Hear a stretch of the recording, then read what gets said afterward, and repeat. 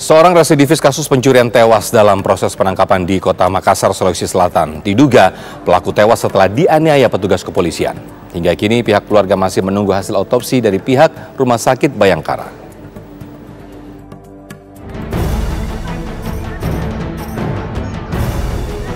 Inilah rekaman video amatir milik warga ketika saat proses penangkapan seorang residivis kasus pencurian tewas di Jalan Tinumbu, Kecamatan Bontoala, Kota Makassar, Sulawesi Selatan. Nampak sejumlah warga memprotes kepada petugas kepolisian yang menangkap Darmawan dan tewas di lokasi. Sebelum proses penangkapan, pelaku dan rekan-rekannya melakukan pesta miras. Tiba-tiba pelaku ditangkap di Satreskrim Polrestabes Makassar dan lalu melakukan perlawanan. Dan ketika akan diamankan, pelaku tiba-tiba tewas. Sementara itu, pihak Bidokes Polda Sulsel masih melakukan autopsi jenazah korban guna mencari tahu penyebab kematian korban.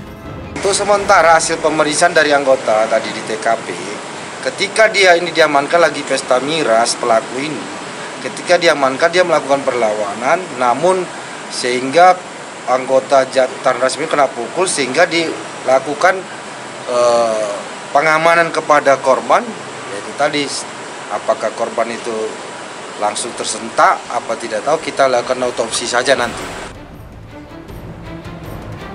Hingga kini tim unit Propam Polrestabes Makassar masih melakukan pemeriksaan terhadap 4 anggota Polrestabes Makassar. Dari hasil keterangan resmi polisi, korban tewas itu merupakan residivis dengan 6 kasus pencurian dan kekerasan yang terjadi di wilayah hukum Polrestabes Makassar. Dan satu lagi TKP berada di wilayah hukum Polres Pelabuhan Makassar. Namun polisi belum mengetahui pasti penyebab kematian Darmawan.